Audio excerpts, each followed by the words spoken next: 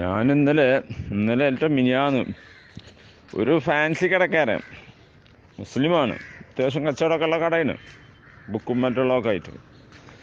അപ്പോൾ എന്നാൽ മിനിയാന്ന് ഞാനവിടെ കടയിൽ പോയപ്പം പ്ലാസ്റ്റിക്കിൻ്റെ കുറേ രൂപങ്ങളും ഒരു പുൽത്തൊഴുത്തൊരു വീട് പോലൊക്കെ ഉണ്ടാക്കി കുറേ സാധനങ്ങൾ വെക്കുന്നുണ്ട്, ക്രിസ്മസ് ഐറ്റംസ്. അപ്പോൾ ഞാൻ ഈ കുട്ടി ഈ പ്ലാസ്റ്റിക് കൊണ്ടുണ്ടാക്കിയ രൂപം കണ്ടപ്പോൾ എനിക്ക് വലിയ സങ്കടമായിപ്പോയി. അതുപോലെ തന്നെ വേറൊരു സ്ത്രീ രൂപം മറ്റെന്തൊക്കെയോ ഉണ്ട്. ഞാനിത് കൊണ്ടുപോയിട്ട് അവൻ്റെ കൗണ്ടറിൽ കൊണ്ടുപോയിട്ട് വെച്ച് ഇതെന്താണെന്ന് ചോദിച്ചു.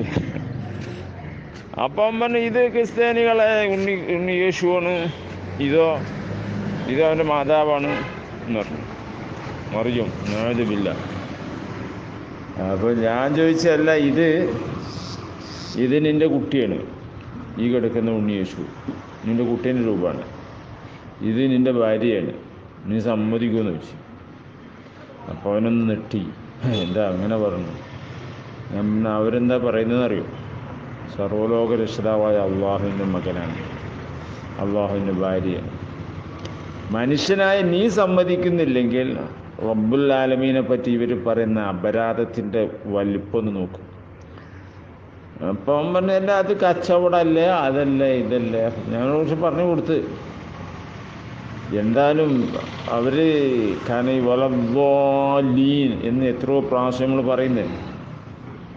ഒരു സുബ്ഹാനല്ലാഹ്, അള്ളാഹു എത്രയോ പരിശുദ്ധൻ, അള്ളാഹുവിന് ന്യൂനതകൾ, കുട്ടി, മകൻ, ഭാര്യ, അച്ഛന്, അമ്മ, അള്ളാഹുവിന് അങ്ങനത്തെ ഒരു ന്യൂനതകളുമില്ല.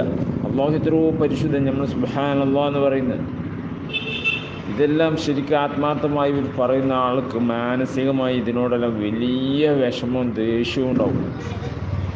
പിന്നെ പറഞ്ഞു കൊടുക്കാനാണ് നമ്മളോട് പറയുന്നത്. അത് നമ്മൾ ചെയ്തുകൊണ്ടിരിക്കുക. നീ പറഞ്ഞ പോലെ.